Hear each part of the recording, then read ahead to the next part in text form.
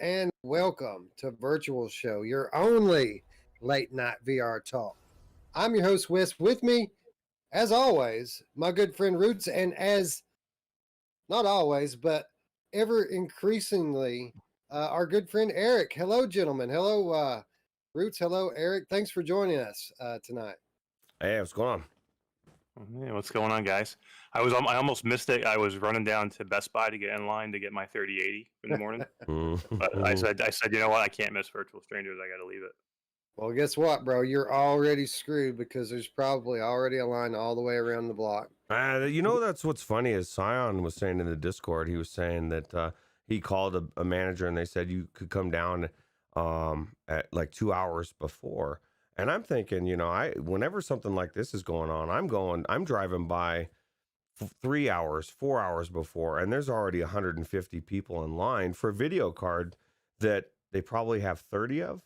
You know what I mean? They don't have 150. So like if you get there 2 hours, I mean, you're cutting it close, man. For me, you got to be the worst thing in the world would be to wait all that time and then have them run out and screw that bullshit. I can't do it. They're already there. And there's no doubt the people are already there. And it's kind of nuts because are they getting 3080 straight or 3080 Ti? I think it's the 3000 series. But that's what Scion said, that he would be able to get the 3080 Ti and the 3090. So it sounds like they've got a good, variety. I don't know. It's like a smorgasbord of video cards, I guess.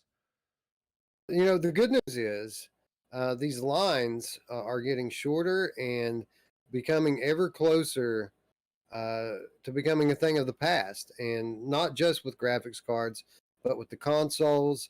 We're starting to finally see supply catch up to demand a little bit. Now it's obviously still has a way to go, but people are getting their stuff, man. I mean, you can see it on the Discord with the PlayStations and the graphics cards.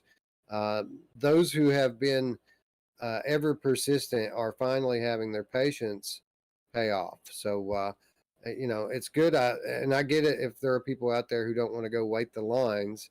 But the good news is, again, the lines are getting shorter and we're becoming ever closer day by day to actually just having these things show up on shelves instead of having to wait in these big queues to get them. Let's hope. I feel a Charlie Brown football moment coming.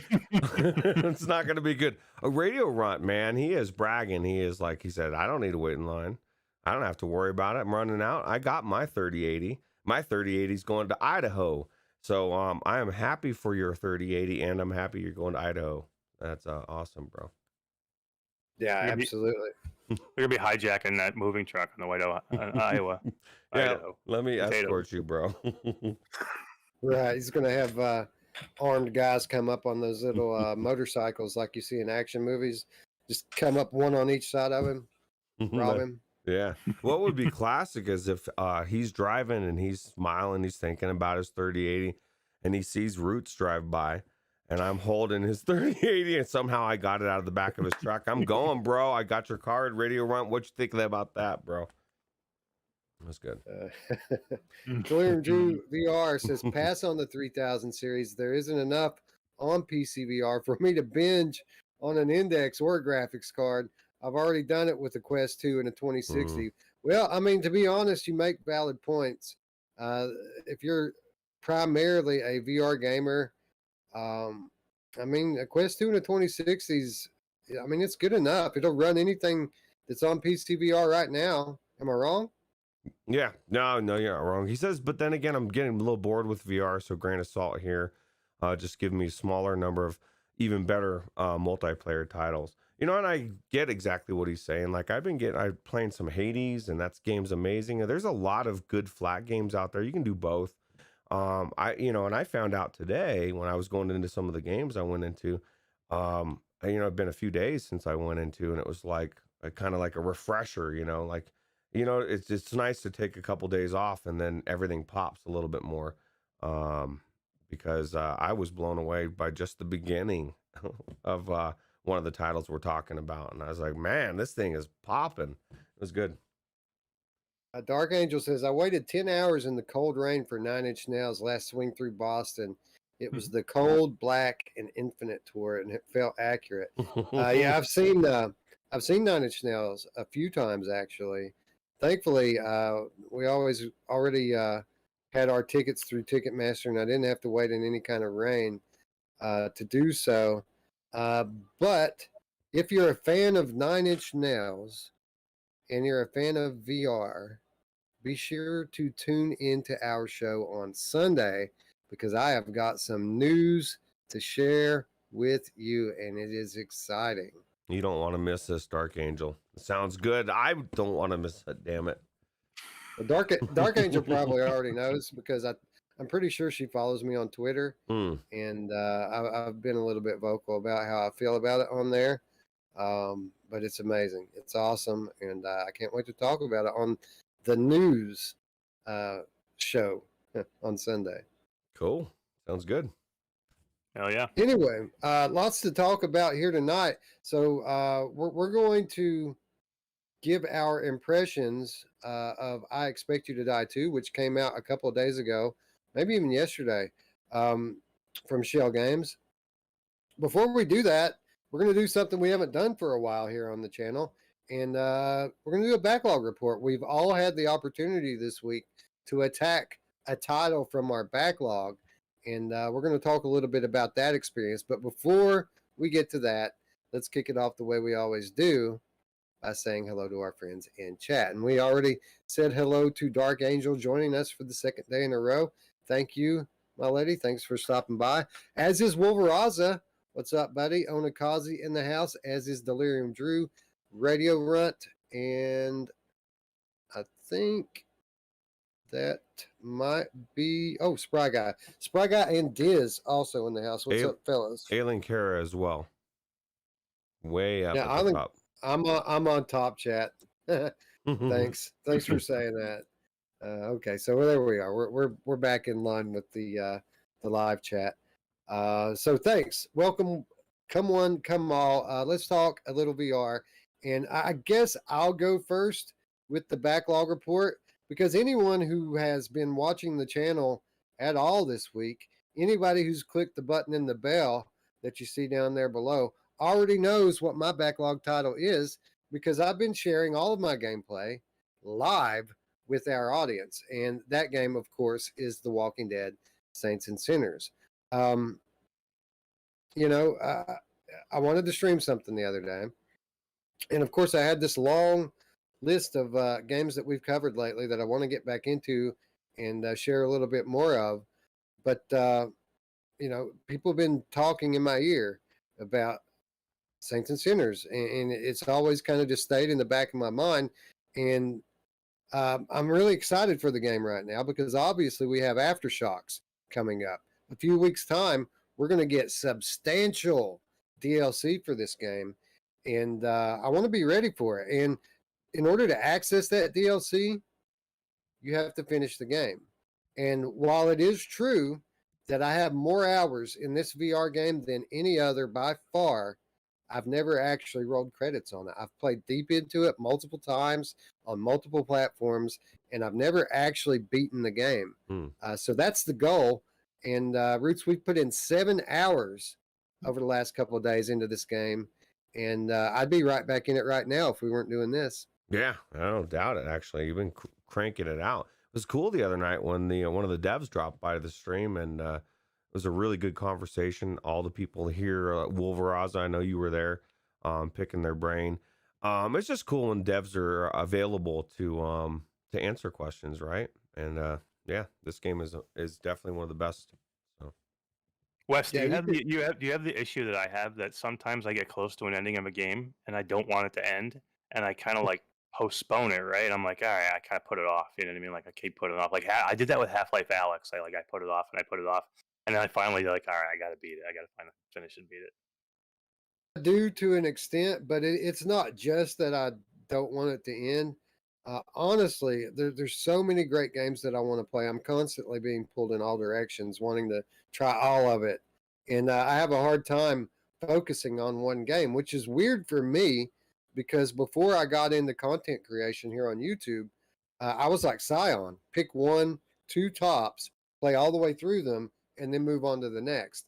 And now I'm to the point where I'll put a few hours into a game, move on to the next one, and then when I come back to the original game, I start over again and play the same 3 hours over and over and over and over again. So that's why I am committed this time. We're pretty much on the line now with regards to my live streams. We're getting close to the line of we're getting ready to cross into stuff I haven't done yet, which is really exciting. Yeah, that's crazy. Well, that's what's crazy to me is that you haven't never finished it, or you keep playing through the same couple hours. But you know, the beauty of this game is it's always different, right? Doesn't matter if it's the same three, because you're playing it different. I know this time you're playing it as Nice Guy West, not Evil West. Well, I'm kind of chaotic neutral this time because, like, I'm starting down the right path. I am helping people, random strangers that I find, but if I feel like they're being rude, axe in the face, bro, every time. And I helped the lady, you know, in the first mission. I helped her out. I took care of her husband. I brought the ring back to her, and I thought I would, you know, be honest with her and give her the truth about what her husband did to her children. And then her tone changed, man, and she started yelling at me and biting my head off. So, you know, I had to do what I had to do. Axe to the face. You don't talk to me like that, you know. You don't think she don't think she was in shock for the news? I know she was in shock after I hit her because she was twitching. Well, at least she doesn't have to worry about her husband anymore. Delirium Drew, which is the truth, $5 tip there, or donation. He said PCVR. I guess he's yawning. Says, I see Index 2 wireless and Q3 having a bright future. He's got his eyes on the new headset, and then he's still got Pop 1, Firewall, and Beat Saber is still his main jams. But I think he's maybe taking a little lull out of VR and more into maybe flat, or I don't know what you're doing. What are you doing, Drew? What's going on, bro? He sounds like he's taking more of a break from PC VR and sticking with PlayStation, which is understandable with that awesome library. And you know, I've been playing a lot of PlayStation VR lately, but what I haven't done yet is aim controller games. So that's probably going to be something that I jump into next when I get back into my PSVR. But thank you, Drew. Thank you for the support. We very much appreciate it, and we appreciate you being here. Wolveraza says she got lippy with you, bro. She did. She absolutely did. But what you're saying is true because, you know, I'm around day 8 right now on my playthrough. And while there are still things left to do in the game that I've already done, there were things that I did on the last stream that I've never done. I went to a map that I've never been to. It was by mistake. I thought I was going to one place and I went to the next. But I went to a new map last time. I had new dialogue with Casey that I have never had before. And just for some context here, I don't just play a few hours of this game when I play it. I'm at about 35 hours on just the Steam version. Okay, about 35 hours just in the Steam version, and I've played the PlayStation version and the Quest version. Maybe not as much, but a lot as well. So for the fact that I'm getting in here now and getting new stuff, even still without having gone past my high water mark, so to speak, is really amazing. Eric, have you experienced multiple playthroughs of this game yet, or have you only went into it once? No, I definitely did. I started with the PC version, and then I played through. I had to play through with the Quest version because I just wanted to see what it was like. So I played multiple on both. But I mean that just goes to show you how great this game really is, because you can play through it so many different ways. There's no 2 playthroughs have to be the same, or 3 playthroughs have to be the same. I was watching you, and I love watching you stream because our play styles are so different. I mean, between the 3 of us, I'm probably sit somewhere in the middle. You know what I mean? Because where you're very, very methodical, and then Roots is I don't even want to Chaos. play the tutorial. I'm kind of like somewhere in the middle. So it's amazing to see how you play through these games. And when you see a game like this where there's so much difference, because I can play the game completely different than you can, or even Roots can. So it's amazing what they do with this game, right? And that's why you keep going back to it. There's no reason if this game wasn't what it was, there's be no reason to ever play through it on multiple platforms or multiple playthroughs, right? Yeah, Onslaught. well, it's uncommon for a game that's this story driven, because this is a very narrative driven game. It's very uncommon for it to have this kind of replayability, and I think that has a lot to do with why we chose it as the game of the year last year overall. Uh, Not only that, I mean, but that was a big part of the reason, because story driven games, typically you play through it once, at most twice, and you're done with it. But this game, depending, of course, upon your decision making, is infinitely replayable, because it's a different experience every time you go into it.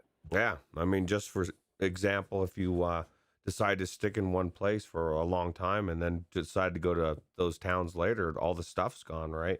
So how you scavenge changes as well. So there's a lot of aspects to this game, and I mean, I laugh that you haven't finished this game, but I still haven't finished this game. I kind of did what Eric kind of said. I drug it out a little bit, except for mine was I didn't like the ending that I accidentally triggered, and so I was like, no, I can't let it end that way. And then I just never went back. I kind of did what you did, Wes. Every time I've gone back in since, I've always started back at the beginning and worked my way through several days and never made it through the full thing. So I'm gonna have to do that. I'm gonna have to get through before I can see the expansion. So Yeah, and even though this is like my billionth playthrough of the game, and I'm 8 days into the story now, and you know 7 hours of gameplay, I already have good reason to want to start over, because I'm pretty sure I blew up a side quest yesterday without even thinking about it. And, I mentioned that I went into a map accidentally that I've never been in before, and there were survivors there, people standing around. So I walked up to this lady, and she said that you didn't bring the right stuff. She had her hand out. She said you didn't bring the right stuff, and then she like drew a gun on me or something. And what? obviously, we just talked about it. You're not going to take that kind of tone with me. So axe to the face. You're done. But I'm pretty sure there was some kind of a side quest or side mission going on there that I just hadn't got around to triggering it properly just yet. And then, after I put her down, I went around the corner and there was another dude that drew a gun on me. And, well, I guess we can all guess what happened to that guy, too. So what were you supposed to bring them that they were pissed? Was it like meth or something? They were like, "Where is my drugs? Damn it!"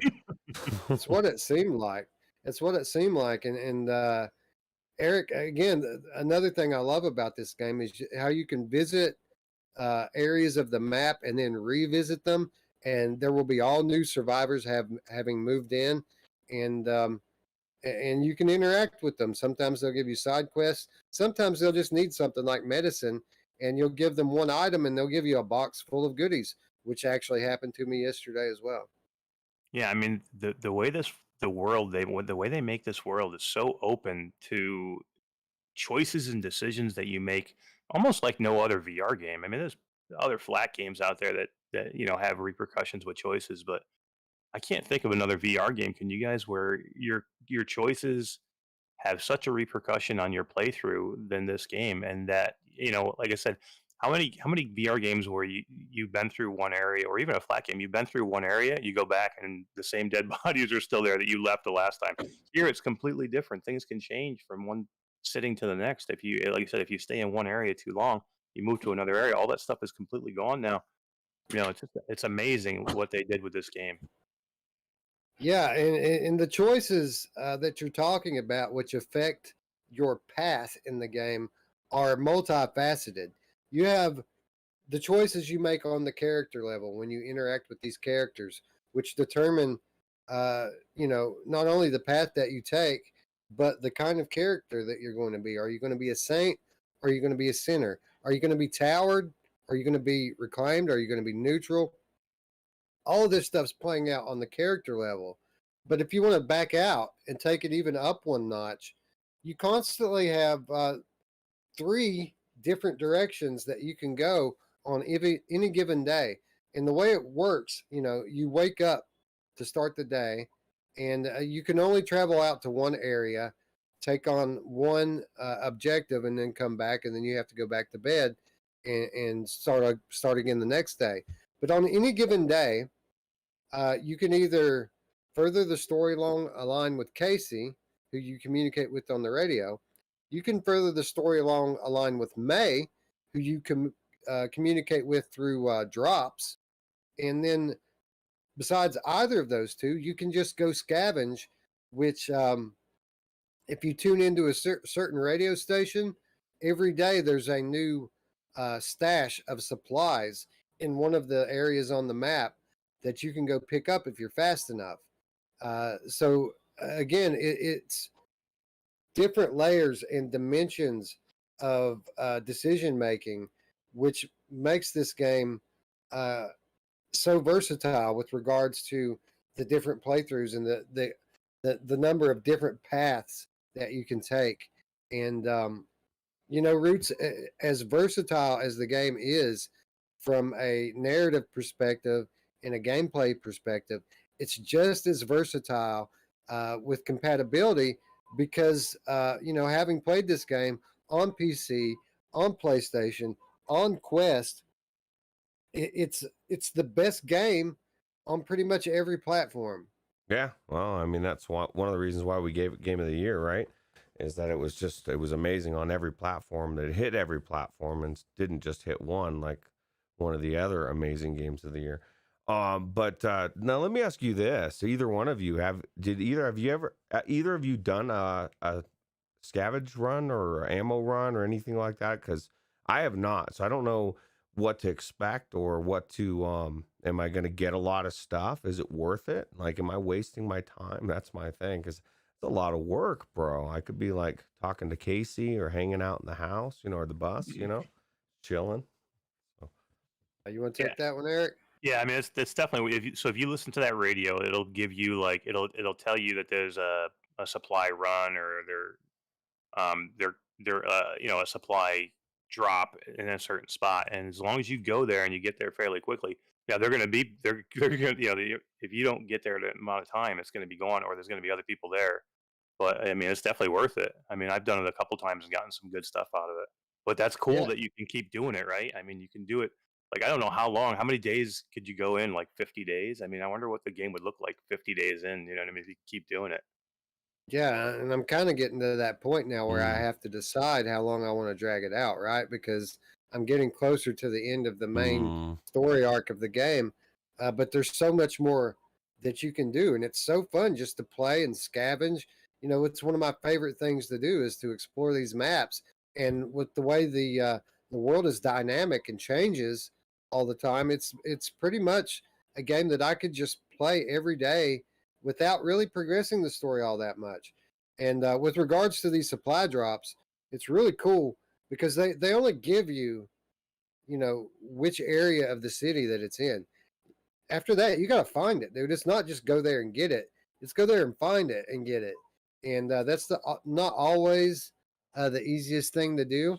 But on my last playthrough, it actually lined up quite perfectly that one of May's intel drops that I needed to recover was in the same spot that one of the medical supplies drops over the radio came through. So I got to kill 2 birds with 1 stone.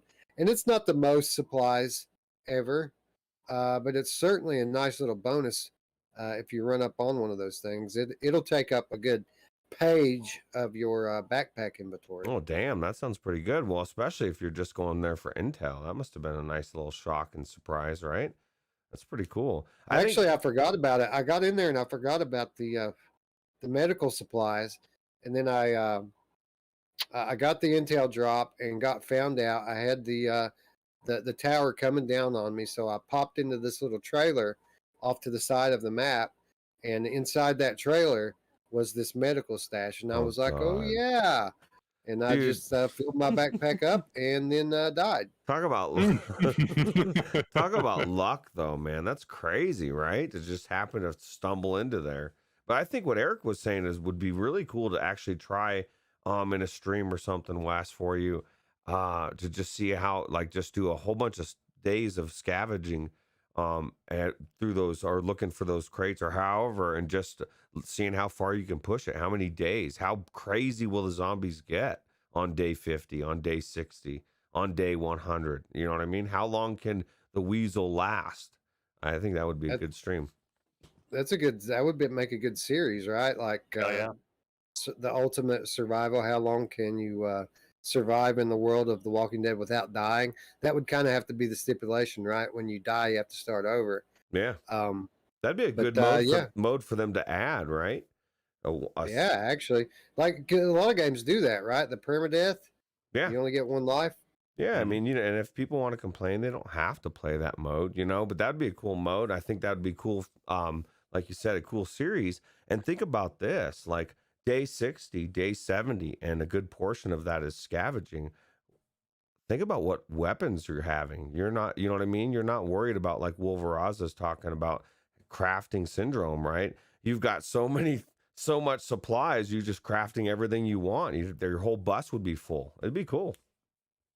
Yeah, Dark Angel says, luckily I always die really close to the boat, which is right. So like whenever I die, it's always just by, the skin of my teeth I didn't make it. So all you have to do is hit continue and you can go pick up your supplies wherever you died at. And luckily I never had to go too far. There's nothing worse than when you can't get your backpack back, though, right? And you die and you're like, oh, you can't get your backpack back. Oh, no.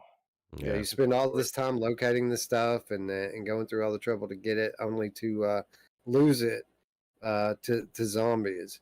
And especially when it's like jank and stuff, and the struggle. Like half the time I played yesterday, I would hit these zombies with my axe, and it would just bounce off of them, and then they would grab me. So like that was very frustrating. Yeah, I actually saw that a couple times on the stream when I was watching. That's crazy. Yeah, I think it was because I was playing with G2, and they want you to get a good wide swing in to pierce the skull. But as we all know, the G2 can't see back here, right? And on top of that, I have my my mod mic mounted right behind the camera over here on the right side. So like that made it have even less tracking. After I realized what the problem was, I started following my hand back with my eyes and then watching it all the way through. And that problem happened a lot less frequently. Do you think it would have been better if you were standing instead of seated to get like more? Oh yeah, definitely. Leverage into the because I played it both ways. I played it standing and seated, and you're in there for a long time with this game. You're gonna want to. I want to play it seated, but I think I've always had better luck when I was standing. Yeah, I play standing anymore. Like when I absolutely have to. Like if I'm playing Swarm or something like that, where you have to move quickly, I'll stand up. But most of the time, I'd say 95% of the games I play seated, and I'm an old dude and my feet hurt. So sue me, right? Yeah, that's true, man. That's a standing for a long time in one spot. We need those pads or something, right? Some kind of a thick cashier standing pad or whatever it's called. He needs old man sneakers, New Balances. Oh yeah, that's right. White New Balances. Yeah, that's right. Because I'm wearing Doc Martens here, so. Oh yeah. So it probably would help if I would put on something a bit more comfortable. Anyway, there's not a whole lot left about this game that we haven't said already, and for sure we're going to be revisiting it in a month as Aftershocks releases. I'm really, really excited for Aftershocks. I think it's going to be way more than anyone expects it to be. I think we're going to be amazed at just how much they're going to give us for free. And Ruuts, the good news is they've said it already. This is just the beginning for their plans for this game. Aftershocks is just step one of many. So, knowing the level of quality that they produce and just how awesome this game is. I mean, that's exciting to hear. That's really good news and exciting, and can't wait to play it. I can't wait to have Tiffany on the show sometime soon. That'd be cool too. Yeah, we've been working that one out, so stay tuned. Lots of things coming. I've got the other guests too lined up that I don't even think I've told you about yet, Ruuts. So we got good stuff happening over the next month or two on the channel. So if you haven't already, you want to hit the button and the bell. Be sure that you're keeping up with all of our content because it's only going up, up from here. I almost question your soul if you haven't subscribed by now. Wolveraza says, "Oh shit, you got docs?" Yeah, man, that's the school I'm from, bro. I wanted these like my whole like teenage years. I always wanted a nice pair of docs, but you know, shit's expensive, so I never could afford it.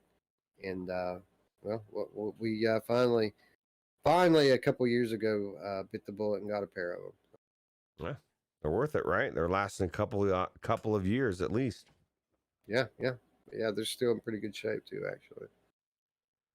Anyway, I'm sorry, Eric. I feel like The Walking Dead Saints and Sinners was a good game to lead off with in this discussion because you know, so much of the gameplay revolves around narrative-driven decision making, and your Backlog title attempts to do something fairly similar, doesn't it? Yeah, they try, and I was pleasantly surprised with this game. I'll tell you right up front. I didn't know what to think about it. I've had it in my library for 4 months. I checked; it's been in my library for 4 months, and I've never touched it.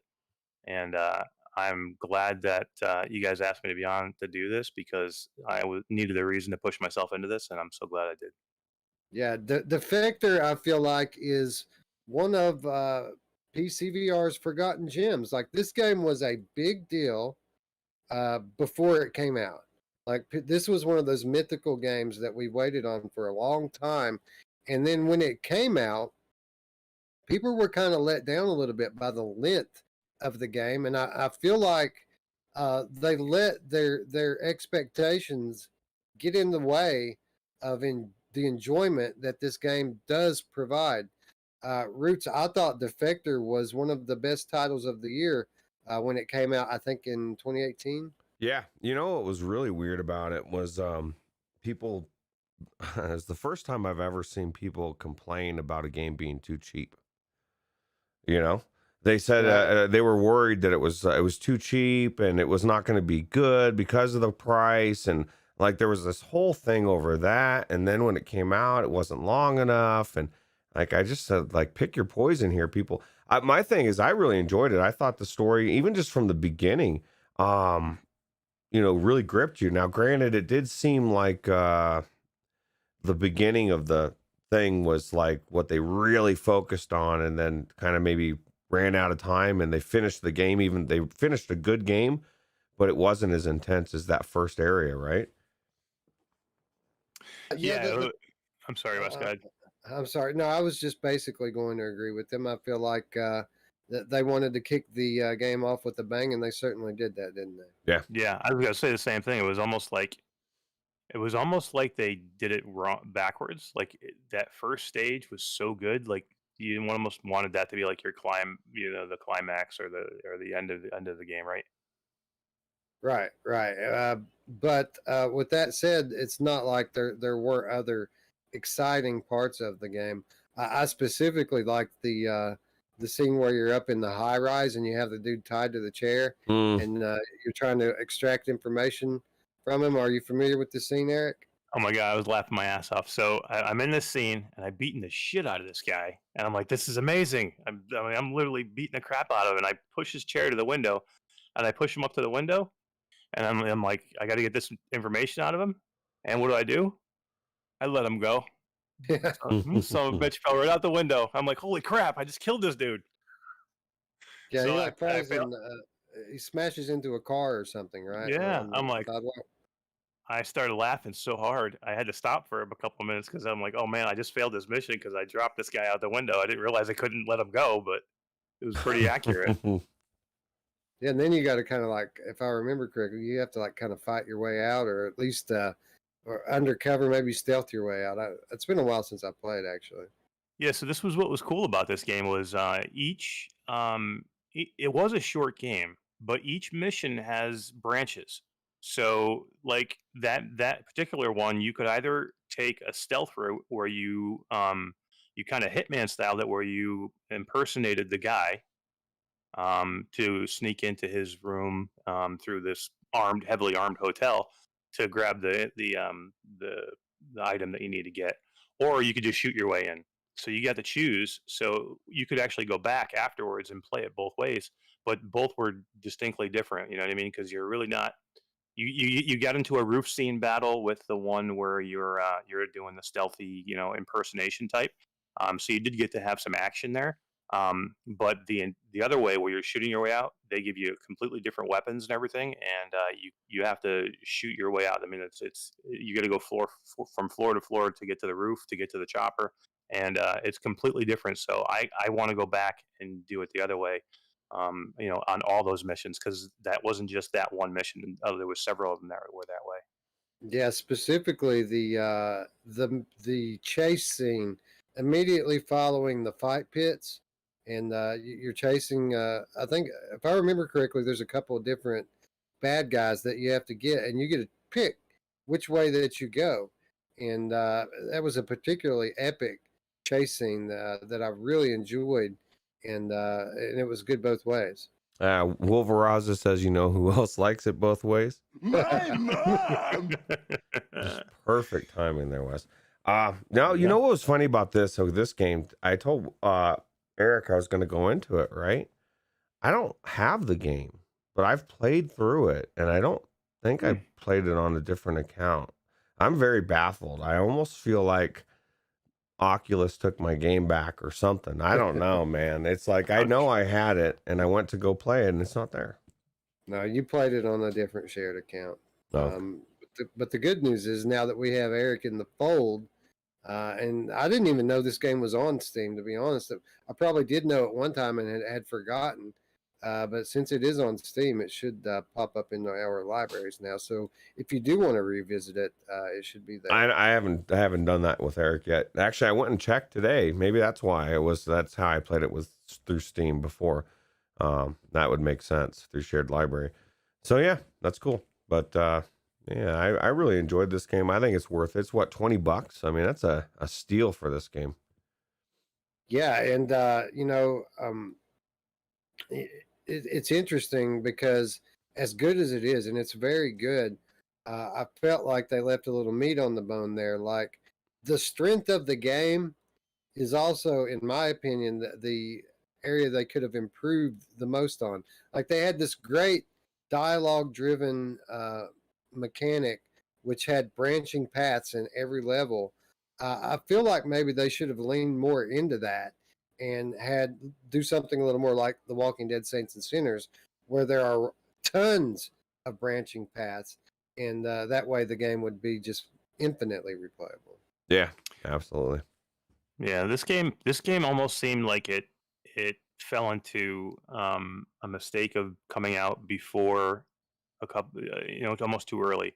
Because if I could have taken the cover mechanic of Fract and then the branching decision making of Walking Dead, this probably would be like one of your top 5 or 6, 7 games, right? Because Right. every time I was playing through this game, I just kept thinking, I can't. I want to take cover like I do in Frack because if some of the fight scenes would have been so much better if you could take cover because basically you're just kind of like you're really running and gunning through this whole thing. Taking cover is just you can duck behind a door, but you can't duck down. So you're more just because you have infinite ammo too. So you're just kind of just hammering through guys. Um, so a cover mechanic with less ammo would have been fantastic. So the moral of the story, Blood and Truth is awesome. Yeah. Yep, and that would be my next thing. This is very close to being. It's a Blood and Truth almost, right? It's like it wants to be, and it's almost there, but not. It's really like these 3 titles: Defector, Fract, and Blood and Truth. These are really the only examples of this type of game that we have. These big blockbuster action movie type games, and when you play any of them, it's easy to see why. These are obviously very elaborate productions, but I would hope going forward as the obviously the hardware is progressing at breakneck speed, hopefully we'll get more of these bigger uh, bigger in scale action type games. Do you expect this to be the case, Roots? Yeah, yeah, absolutely. So, I was just reading what Ray Pope was saying. But say that again. Sorry, I totally No, I was saying that really we only have 3 of these games. Oh, These big blockbuster action type games, and it's easy to understand why, because you can tell from playing any of them that they're rather they're big productions, right? It's right. not the easiest thing to develop, but I would expect going forward with the advancements in our hardware that we might actually get more of these games next generation. Yeah, absolutely. I'd like to see something with the decisions that you make for what your dialogue actually affect the game in a way, like maybe your character, you become nicer. Like I love Red Dead Redemption 2, how the things you do and the thing, can either make you like a mean person or a nice person that helps people, right? Kind of a nice or bad. I kind of like that as well. So Right. So the dialogue definitely could have. You would expect it even to be more varied and diverse and have more of an impact on the game. And the reason why, Eric, is because they have such a foundation that they've laid here. You're obviously playing this super spy type character, and you have this kind of AI ability to analyze the people and places and things that you interact with. And what I found super impressive about this game is the fact that every character in this game, even the most minuscule character that has nothing to do with the story, you have a complete profile on where you can read their background, where they came from. I mean, it really is impressive the level of detail that they laid down here with regards to the character work. Yeah, it's amazing that you hit a button on your touch controller. I think it's like the B button, and it brings up a dossier on everybody that you're facing. So even like a character that you're in this like fight club, and you're in like the alleyways before you can get into the actual arena where they fight.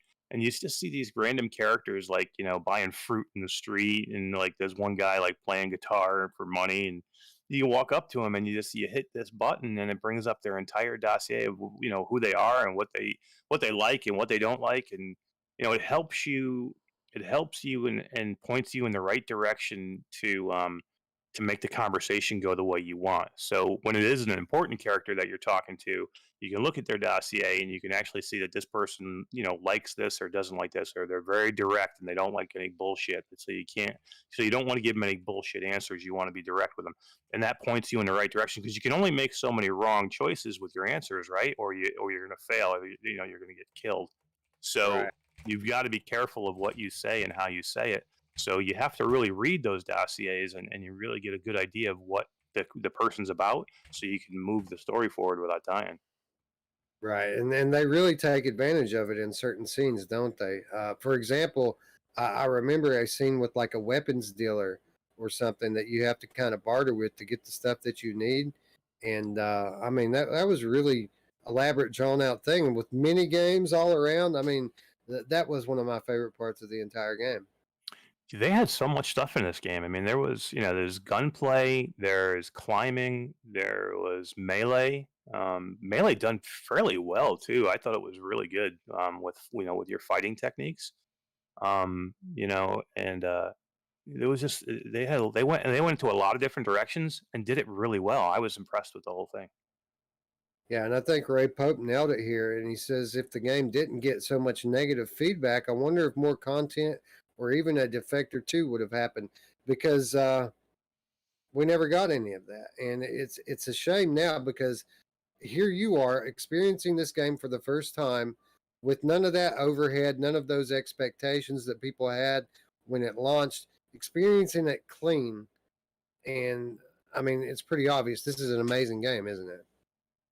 Yeah, it really is. I mean, I recommended this game to 2 more people before I came on tonight. And I said, you guys need to go get this game. If you don't have this game, somebody who just got signed up for Shadow, so they're just starting PC for the first time, and another person that just bought their own own desktop. I'm like, go get this game, and they downloaded them immediately, and I can't wait till they play them so we can talk about it. Just because I was blown away, and I can't believe I've had this game sitting in my library for 4 months, I just haven't played it, and that's unfortunate because I enjoyed it so much, and I can't wait to get back because I haven't finished it yet, and I'm going to finish it. That's one of these. That's one of those games that I am going to go back. I know it's not a super long game, so I will be able to do it. So, but yeah, I'm definitely going to go finish this game. Yeah, I'm glad you said that. That way we didn't spoil anything for you. Definitely need to get back in there and finish it. Dave Station VR joining the chat. What's up, buddy? He says $2 tips don't show up anymore or something. I don't know, man. So $5 support from Dave. We appreciate it so much, but not to be outdone. Dark Angel with the $6.50 tip says, "Look at there! I found Dave's tip." Thank you, Dark Angel. And this is actually, we're going to go ahead and thank her twice. Thank you, because she gave us the $6.50 tip on my Walking Dead stream yesterday that I missed. So thank you, Dark Angel, for all the support, and thanks again, Dave, for coming and hanging out with us. Yeah, the tip train, choot choot. We appreciate it for sure. You know who else found Dave's tip? My mom. Oh, I did not hear that one. That was a rumor that did not make it to my ears. You know what was cool about the this game as well is like it really did have that over the top action hero like moments where you were like, oh my god, I'm like jumping out of an airplane and it's crazy. It gets out of control. And I think your recommendation was well placed, Smash. It's definitely worth it. Yeah, now I want to go play it again. This is the problem I have. Like I need to finish The Walking Dead, Saints and Sinners. Now I just want to go play Defector. So thank you, Eric. Yeah, I was kind of thinking the same thing. Well, I'm going to thank the Discord of Virtual Strangers because I bought this game. I put it out there, and it was on sale on the Steam Winter Sale, and I went into Discord, and I'm like, I said, I know Defector, I've heard of it, but is it worth it? Who's played it? Is it worth me going, and it was on sale for like $10 or something cheap. And I'm like, is it worth $10? And everybody's like, it's worth $10. Go get it right now. So I grabbed it. So I think it was like Radio Run and Ruuts and a couple other different people said, go get it right away. So thank you. Yeah, that's definitely worth $10. Definitely worth $20. Yeah. I thought it was underpriced at 20 actually. So yeah, it's a AAA quality game, even if it isn't the longest, and even if there was some untapped potential with their with the way they set the game up, still a great experience. And I really wish that the PCVR community hadn't let their expectations get in the way of their enjoyment with this one, because if they hadn't, we probably would have gotten a sequel or at least some DLC by now. Yeah, absolutely. Anthony Mann Wexford nails it. He says a lot, Tom Cruise moments. They're definitely, absolutely. Yeah, that's what this is like Mission Impossible or, any of those spy movies, James Bond. I mean, very cool. Yeah, it's a great game. Definitely a recommend on all of our parts. If you catch it, I mean, even if you don't catch it on sale, it's worth full price. Go pick it up and check it out. Yeah, Drew says now he's going to play it. He's getting his PCVR peaked again. He said he might even own it already, which is very possible. Yeah, check both of your libraries, Drew. It was originally an Oculus exclusive that came to Steam. So check both of your libraries, and if you don't have it, pick it up. You said you need stuff to play. There's a good one. Yep, absolutely. Hell yeah. So Ruuts, that leaves you, my friend. What did you attack from your backlog this week? Well, I had a sleepless morning. I woke up really early. I couldn't go back to bed, and I thought, you know what? I don't even know why. I just felt like I wanted to play the Room VR. I wanted to think, I guess, maybe put my mind to the challenge or something. But I was actually really impressed with how far I've never made it through that first room. I've always got stumped. But it's a little persistence and a little thinking and a couple of hints, and I breezed on through, and I'm now into the next area. And this game, I can see why this game is it's like one of the best VR game escape the room games out there, and everybody would say that. Like everybody that I see says this is one of the best, if not the best out there, with the exception of Myst, of course. But so Yeah. Well, I haven't played it. I've never. This is one of the few I haven't played, but I'm impressed. I'm impressed right off the top here because I know that puzzle games aren't generally your bag. Uh, you lose patience with them fairly quickly. So the fact that you're sticking to this one tells me a lot about how good this game must be. yeah, it's actually really what's good about it is I like puzzles that make sense, that are logical, like my mind is logical. And so like if it's some kind of weird thing that doesn't make sense, and it's also environmental. You're changing things, you're moving things around. I mean, it's just really good. The first level alone, I know you'll really dig it. But I think it's $30, and I would say this for me, it's well worth every penny. Yeah, so many good puzzle titles out there. I was noticing that this week, just because of the Oculus Quest sales. There's 4 of them on sale, and then we've got obviously I Expect You to Die, which we're going to be talking about in a moment, and then Myst comes out. What, tomorrow? Myst comes out.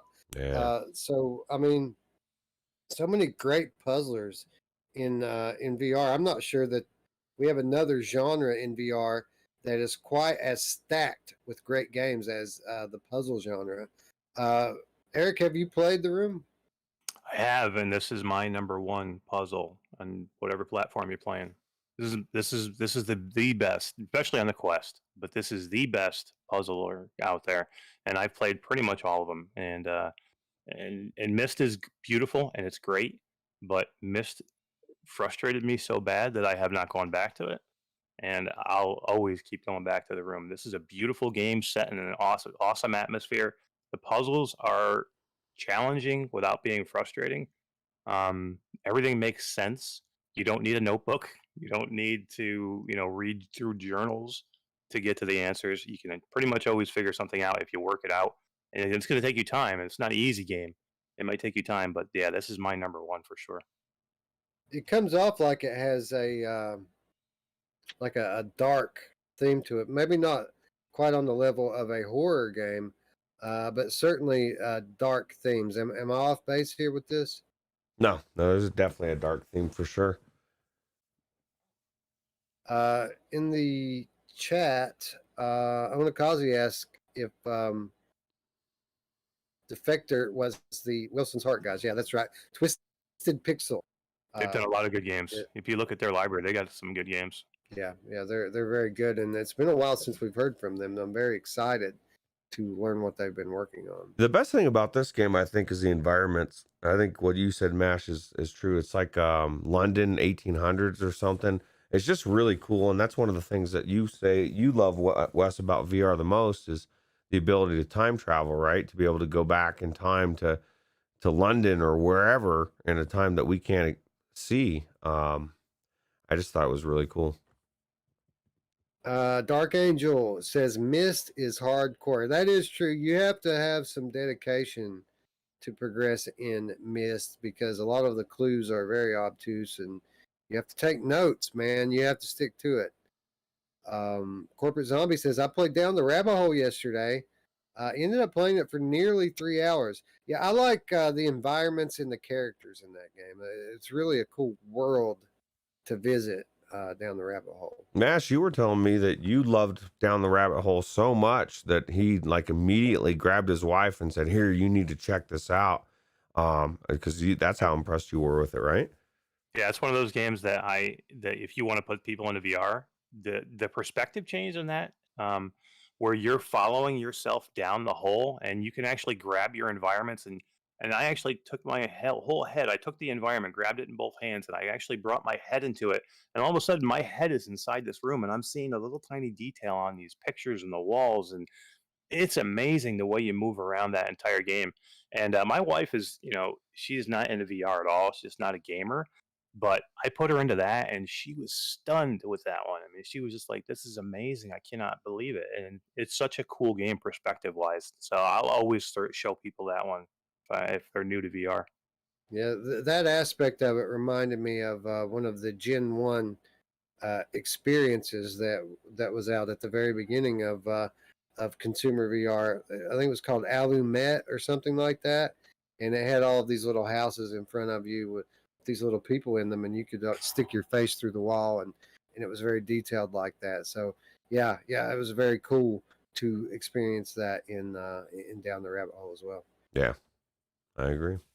Dark Angel says Sherlock vibes with The Room. Well, that's certainly cool. One of the things I really like doing is unraveling mysteries in VR. And Corporate Zombie talking about Down the Rabbit Hole says I also got to grab Ruuts a lot. That makes sense. I didn't get the joke at first, but yeah, there are roots everywhere. And you get to pull yourself. Who doesn't? You know who else likes to pull on Roots' roots? My mom. Thank you. I'll Thank you. give that one. I'll give that one 2 thumbs up. That was a good one. You took it right out of my mouth, and you know who you couldn't get it out of their mouth? My mom. You know who loves 2 thumbs up? My mom. She's so busy. She's very busy. Very. But no, Wes, you got to go into this, Wes. This has got to be high on your list for Escape the Room games. I know it's going to blow you away. It may even be your favorite of all of them. I'm shocked that Wes has not played this game yet. This is right up your alley, and this is a Viport Infinity game. Yeah. It's in the library for sure, and it's certainly on my backlog list. And furthermore, Ruuts and I were just talking about how we need to do an episode just on puzzlers, right? We need to pick out 9, 10, 12 of the best ones and talk about them. But the problem is, I haven't played The Room. I haven't played Fisherman's Tale. I haven't played nearly enough of Shadow Point. And we're not ready to do this episode yet. So Mist comes out tomorrow. Ray Pope says Gnomes and Goblins was a good one for detail. And Wes will tell you, we never talked about it on the show, but after I went in there, I came and I was like, dude, you got to go into this thing. It's amazing. Because I was blown away by the detail of Gnomes and Goblins. Yeah. Ruuts was very impressed with it, which surprised me. I didn't expect him to have much for that experience. And he came out raving about it. So I imagine that it is pretty good. And especially now that they've cut the price down to something that's a little more affordable. And I think that might even be on Infinity as well. So It is. It is, yep. Yeah. So there we have homework to do, Ruuts. Yeah, absolutely. Anyway, difficulty, Eric. What would you place the puzzle difficulty at in Room on a scale from let's say One to Mist. from a scale from form to Mist? Yeah. Where does it rank? Yeah, I would say it's somewhere probably, definitely. I'm gonna say in the middle. Probably like if 1 is form and 10 is Mist, I'm gonna give it like a 7. So enough challenge to make it rewarding, but not so much to frustrate you greatly.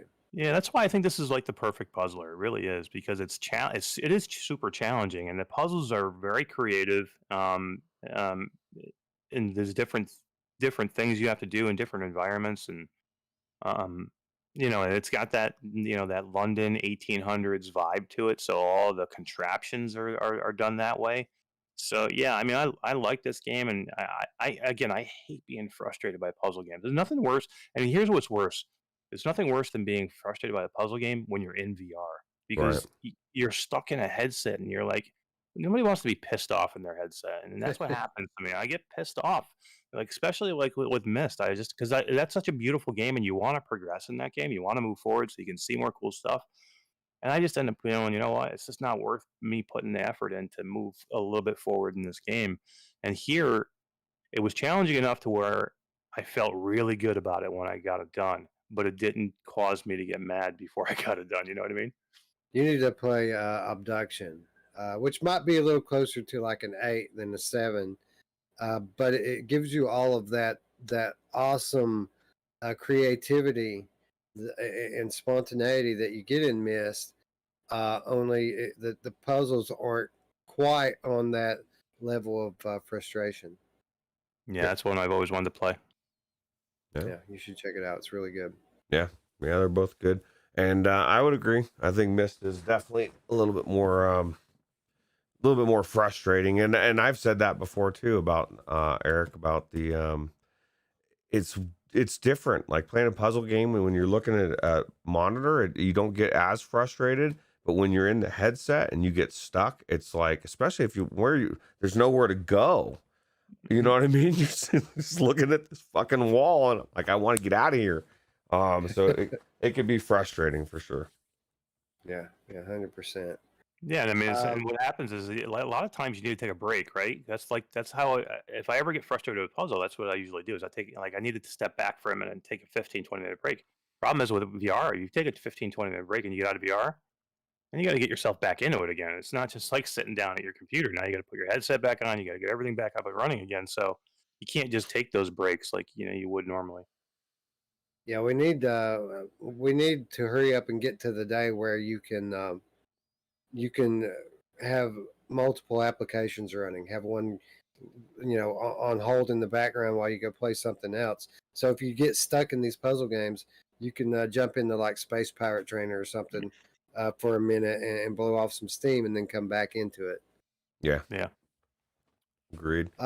Dave Station VR says that Gnomes and Goblins was Jon Favreau. That is correct. Jon Favreau produced Gnomes and Goblins. Jon Favreau really into the tech with VR, using VR intrinsically when he created the world of The Lion King, the newest iteration of The Lion King Disney movie that came out last year. Apparently VR integral in the production of that movie. And then Gnomes and Goblins, again, another of his projects, another great example of Hollywood embracing the tech. Oh yeah, when they really embrace it, which is probably pretty sooner than we think, it's going to be amazing. Dark Angel says, odd thing though, the frustration drives her to want to figure it out more. Like in I Expect You to Die Too, which is a perfect segue into the next game, right? Right. And just a little disclaimer off the top. I didn't finish the game. Did either of you finish this game yet? No, I finished a mission. Does that count? I've done 3. How many have you done, Eric? 3. This game is not easy. Not easy. And if you go in without watching anything else, you can't cheat now. You can't go watch, gamer tags footage of it either. You know what I mean? Well, you're doing it right now. You're watching gamer tags video right now. So. Yeah, you got to go in cold. You know what I mean? Because you don't want any hints. And this game's not easy. And just getting through 3 missions, I was like, okay, I took some of my time. Did you drink the soda there? I did. I ate the donut. I ate the muffin. I drank the soda. I ate the beans. I ate everything, dude. Yeah, I ate most of the stuff just to get it off the desk. Like in the first scene, you got the big box of donuts. I'm like, it's right in the middle of the way. I got to eat them all. Yeah. I took a drink of the soda. I didn't eat anything. I didn't drink anything. Well, I took a drink of the wine, admittedly, but I didn't trust it, man. They're out to get me. I don't want to eat or drink anything. They're going to poison me. I'll tell you what, I was naive when I got into that second mission. I'm like just chilling. I'm like, oh yeah, I'm going to drink. I'm going to light the cigar. And then it dawned on me that I don't think this guy wants me to live. I don't know, man. I'm really enjoying the game so far. Really quick off the top, we should thank the good people at Schell Games who provided our friend Eric here with a review copy, which he then in turn shared with us. And I guess we should shout out Nick as well, right, Eric? Yeah, absolutely. Yeah, my number one moderator, Nick. He does a lot of the interactions with the developers for me, just because I don't have a ton of time, and he did a really good job. And news for you guys, we have now in a shared account, Hellsweeper. We have access. Oh, Yeah, I noticed nice. TT was playing that this morning, and I was curious whether or not we're allowed to share footage of it, or is it just a thing that he got permission to do? I'm curious to know. No, I think we have access to the beta, so we can show what's in the beta. No, cool. Awesome. Awesome. Leave a comment down below if you'd like to see some Hell Sweeper. I have not tried it out yet, but looking forward to checking it out. They're saying that it Roots that it's like Sirento meets Hades. Oh, nice. Well, I'll tell you what, I'm loving some Hades, man. That game is really growing on me every time I play it. I'm hooked on a new game now. I'm hooked on a new flatty. I'm in trouble. So some people call it hell. I call it Hades. Mhm.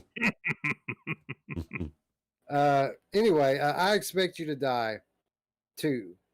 Well, I guess we should start with I expect you to die 1. I found it to be a rather enjoyable staple title in the Gen 1 VR library. Roots, I know you pretty much feel the same way about it. What about you, Eric? How did you like the first one? I loved it. I mean, it's one of those games where you get new people into that right away, right? If that's a perfect game for somebody just coming into VR, because you get to do all the things that you want to do new in VR that you've never done before. So it's like the perfect introductory game. You know what I mean? You get to grab things with your hands, you get to eat things, you get to turn knobs, you get to to do all the little things, and the environments. I mean, that game for the first game just looks so good too, right? I mean, they did such a good job with that game, especially with the Quest version. I mean, it looks just as good as the PC version in my eyes. Yeah, I think that we've noticed over our time or our time with the Quest since it was launched a couple years ago that there's all sorts of different kinds of smoke and mirrors that developers can use to disguise the fact that they're running at a disadvantage on standalone equipment, and we've seen various methods being used to do that. But I think the way I expect you to die does it is probably the most effective, and what they use is something called style. It's all about the art style in this game. The textures aren't super detailed because they don't have to be. The art is so stylistic that the game is beautiful, and it doesn't matter what platform that you run it on. It's beautiful no matter how you look at it. What did you think about the opening sequence, the credit sequence? I was like, wow, this thing like production, and it was like entertaining, and I was like, I wish credits were all like this, where I want to know who's making you know what I mean? They're showing me, because usually you see people's names, and I'm like, I don't care who's doing the lighting and all that stuff. Maybe other people do, and they're looking for all that. But I just thought it was done very well, and I enjoyed it.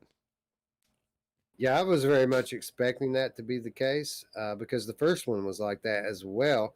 So, when I went into the game to play it, I decided to record my gameplay for the patrons because we hadn't given them anything exclusive in a while. I thought maybe they might enjoy this one. So I went into the game cold. I have not watched a minute of anyone's gameplay footage, and I made sure that I started it before the intro sequence because I had a feeling, Eric, that they might do this again, and it was I was not disappointed. Yeah, so good, right? Almost like a James Bondy kind of feel to it, Yeah, yeah, very much so. with the music. Roots, when you get in here and you actually start experiencing the game, very similar to the original. It doesn't really have any advanced graphical thing. We already talked about it. It's all about style with I Expect You to Die, and it's very much the same style as the original. With regards to the gameplay, we get a little bit of expansion.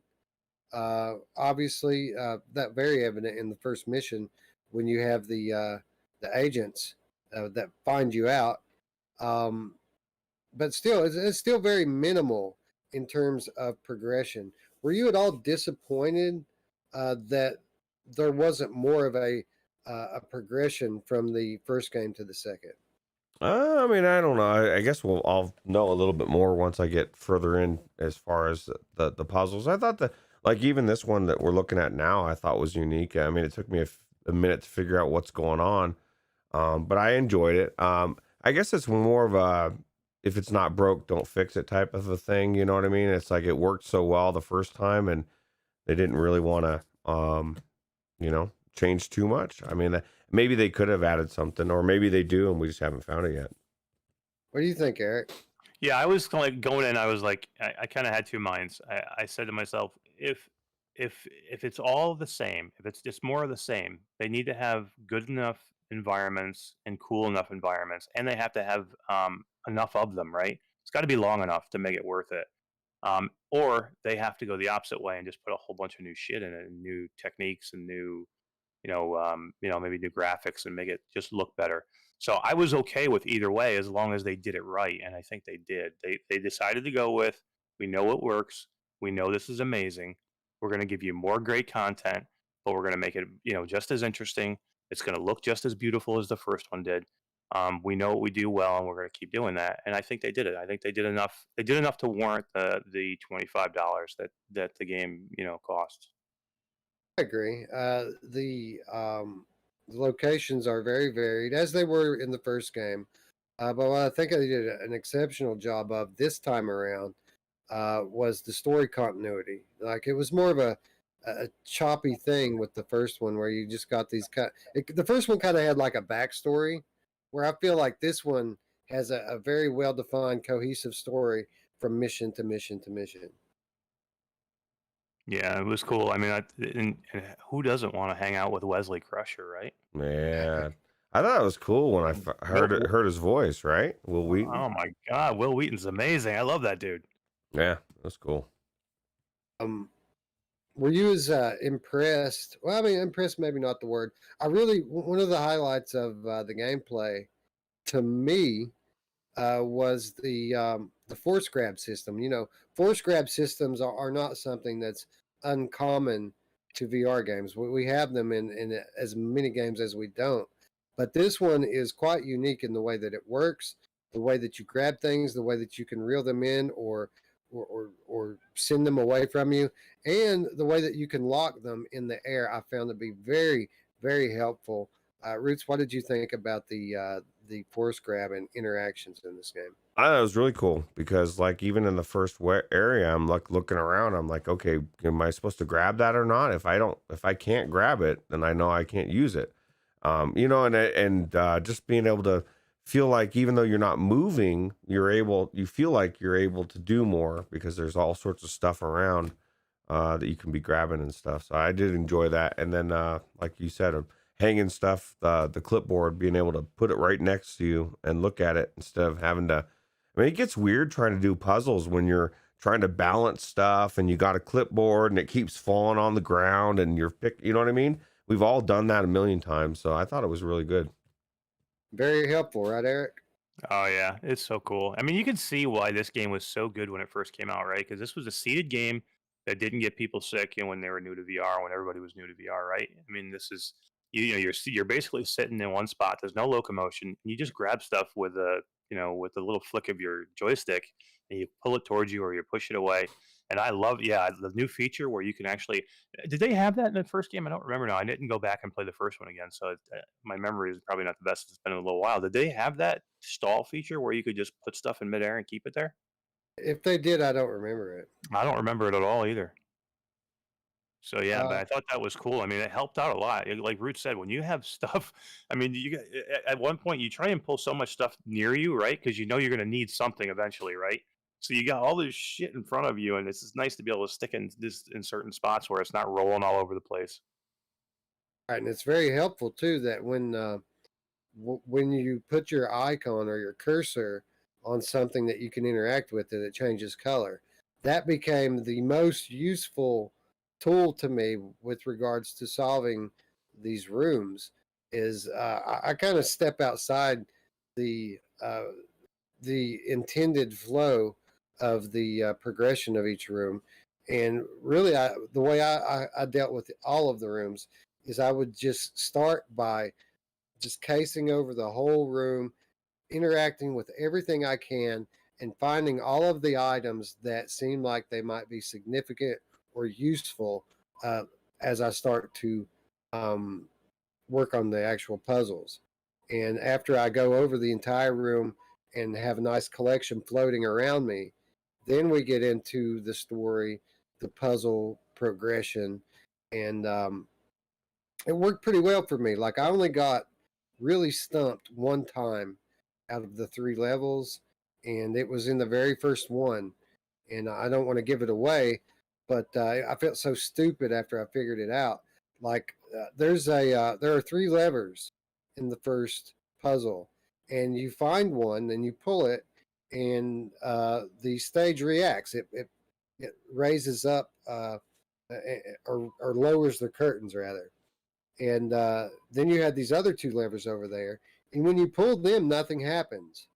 And it took me forever to figure out what to do since those levers weren't working. And it was the easiest, simplest thing. It was a big duh moment. But besides that, I had a fairly easy time with it. And I think it was because of this interaction system, because I could point at things and tell what I could mess with and what I couldn't. And I found it very enjoyable. Yeah, it's definitely a good feature, and it's good that it's attached to something you're using all the time for everything else anyway. You know what I mean? You're already pointing it at everything, and it does help you help, or at least it helped me in the same way. So Spaced Innocent says they did have that in the first game. Well, color me wrong, because I do not remember it, but it's been a while. It's been a while since we played that first one. I mean, let's put it in perspective. I think all 4 of us of the original Virtual Strangers talked about it, so that's how long it's been. You know who loves it when it's long like that? My mom. Yes, she does. Eric, obviously a game developed to be played seated. Were you at all disappointed that there was no turn option or any options at all, for that matter, in the game? No, I mean it's the way the game is. You know what I mean? If it was, if it was if it wasn't a sequel, you know what I mean? Maybe you'd expect something more. But I mean, if you've played the first one, you gotta kind of have an idea of what you're getting into here. And like I said, the first one I think was made during the early days of VR because they were very nervous at that time about bringing people, new people into VR and not wanting to get sick. So, I mean, I can't see anybody getting sick in this game, right? I mean, there's no locomotion, there's no reason anybody should ever get motion sick in this game. So it's great to bring a new person into. So, I think that's why they did it. And then they had a great success with it. So again, why mess with it? You can make this, same great, sequel and have, however many more levels doing the same exact thing. And again, there's still a lot of new people in the VR. There's more new people now in VR than there was back then, just because the influx of people with the more affordable headsets now. So, to give people their VR legs and have games like this that they can enjoy and not have to worry about it, it's a no-brainer. And I still enjoy this game. I mean, I'm all for smooth turn and full locomotion in every game, and I don't miss it at all in this game. Yeah, well, I mean, understandable while there's no locomotion in it, but it did kind of bother me that you have to find items that are not in your 180 view. Some of these things are kind of off behind you, but you can't turn and you're in a chair. So, like, I had to switch seats and get into this chair, which has a swivel on it, just so I could play comfortably. And I felt like that could have easily been avoided had they just implemented any kind of stick-based turning. Roots, did this bother you at all? I didn't notice it. I sat in the chair as well, but I totally get what you're saying. That it's you know what I mean. You would expect that maybe they would have at least have options, right? Put that option in there. They tell you want to have as much space to move around as you can, but maybe you only have room in front of you, not behind you, or only on the sides, right? You don't want to it'd just be a lot easier to turn around with the joystick. Right. And again, it's meant to be played seated, and they put things behind you. So I mean, if you're not sitting in a swivel chair, then you have to really bend and turn around. Again, I'm nitpicking, but I'd be lying if I said I wasn't disappointed by the fact that there was no stick turn. Yeah, Yeah. you're right though. That's one thing I didn't think about because I played mine in my computer chair and I just spun in my computer chair, so I didn't even think about somebody sitting on a couch. If you're sitting on a couch, you're right. You know you can't only turn so far if you're sitting on a couch or if you're sitting in a regular flat chair. You know, I just never thought about that because that's how I always play in my chair. So Maybe stand up. I'm just kidding. Yeah. yeah, right. Yeah, I play in my normally I play my VR chair is a high back bar stool that doesn't turn, but we do always have the swivel chair within reach in case we encounter an astrobot situation where we need it, right? Yeah. And this was one of those cases. Cool. Yeah. But all in all, a very enjoyable experience for me. Definitely one I want to finish. It seems like 6 missions, which is a little bit questionable with length. But if it's anything like the first game, this game's going to keep growing, right? Like, Right. are you worried at all, Roots, that that there might not be more content? Is it worth it to you at $25 for just the 6 missions? I mean, I haven't gotten as far as you guys. I only went through 2 missions, but I mean, if there's only 6, you guys have already finished half the game in one sitting. So I would say it's a little bit overpriced at only 6, but I have no doubt that they will be, like we questioned that in the first one, and they put out so much content that we're like, okay, they've put out a lot of content. This is definitely worth it. I think it's going to be the same for this one as well. Eric, I'm at about an hour and 15, hour and 20 minutes beating the first 3 missions. How long did it take you to get through them?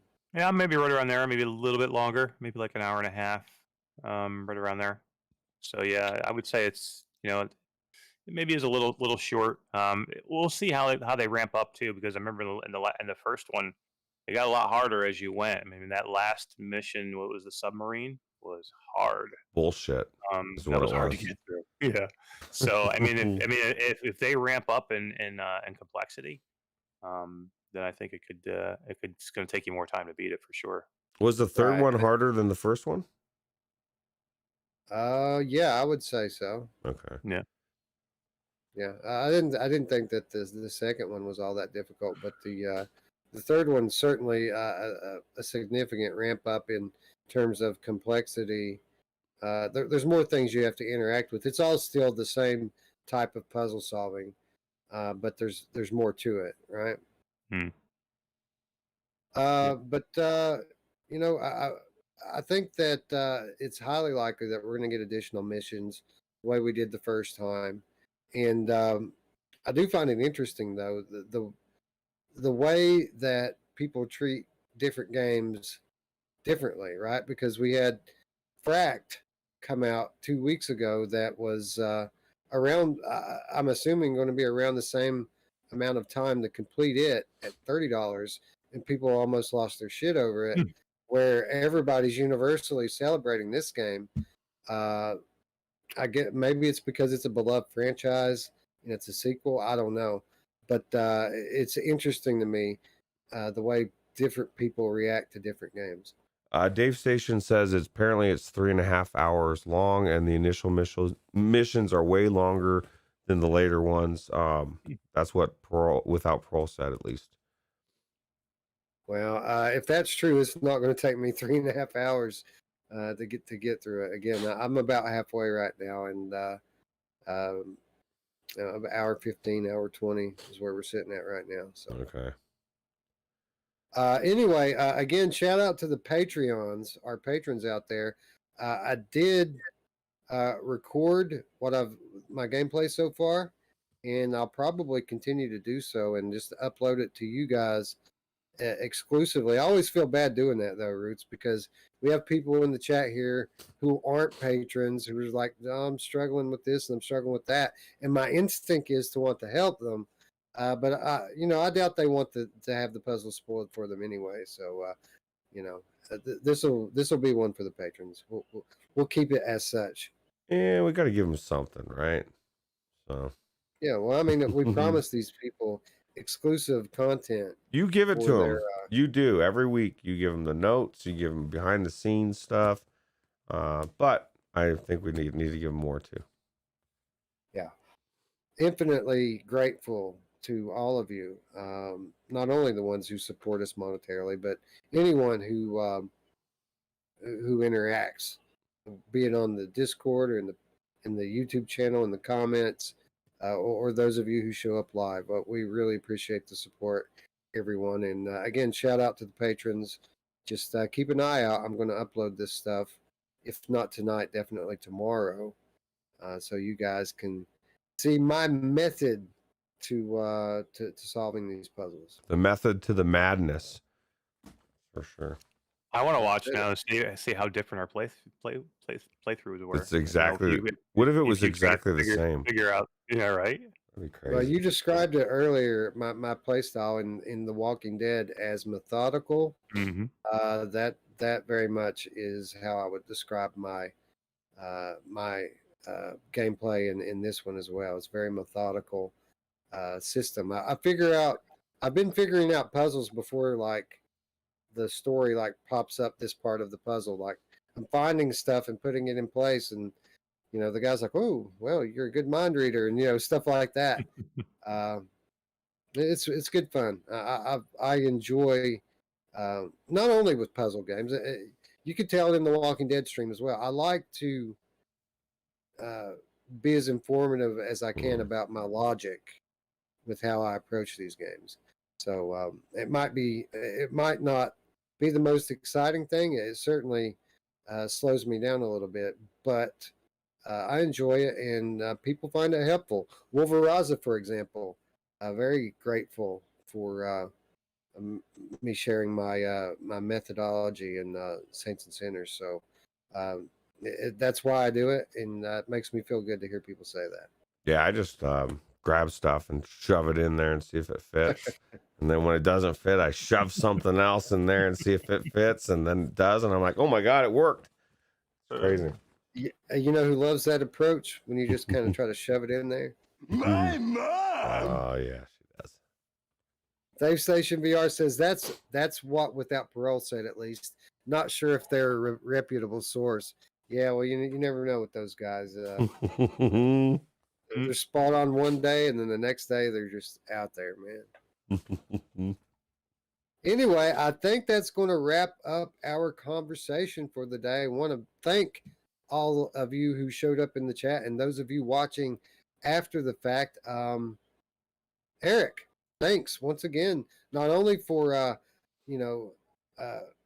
saving the day and saving me from my own procrastination and laziness by providing a review copy here, but thanks for coming by and talking with us about it as well. No, thank you guys for letting me come on and do it, and thanks for letting me get into, give me a reason to get into Defector and have such a ball playing it. So appreciate it. And I just have one thing for Wolveraza. How dare you? How dare you, bro? There's never too many mom jokes, bro. Never too many. Right? I mean, come on, man. Yeah, come on, Come on, man. Anyway, if you like the video, give it a thumbs up. If you're new to the channel, hit the button and the bell to stay subscribed. We're going to keep going, friends. Content day after day after day. We're going to be hitting Saints and Sinners again probably tomorrow. I'd almost jump in it right now, honestly, if I had a crew down to watch. But we're going to give you guys a break. And anyway, what else? We already shouted out the patrons. Keep an eye out for your guys' exclusive gameplay going to be hitting the Patreon tonight or tomorrow. Again, those of you who would like to support us on Patreon, just $3 per month gives you access to our weekly show notes, exclusive content, and even the occasional collaboration, although that doesn't happen quite as often anymore. And then, of course, the Discord. There's an invitation down below to join the Virtual Strangers Discord, which is where we all hang out, where we all talk VR, we all share our hardware leads. Shout out D-Rail for putting PlayStations in people's hands. And it's where we live. It's our home, and we cordially invite you into our home to make it your own. So again, invitation in the description down below. Be sure to join us. Yeah, come home. We're waiting. Anyway, with that said, friends, I'd like to thank you all once again for watching. And for Eric and Roots, I'm Wes. We'll see you tomorrow, friends. Bye now. Take it easy. See you later.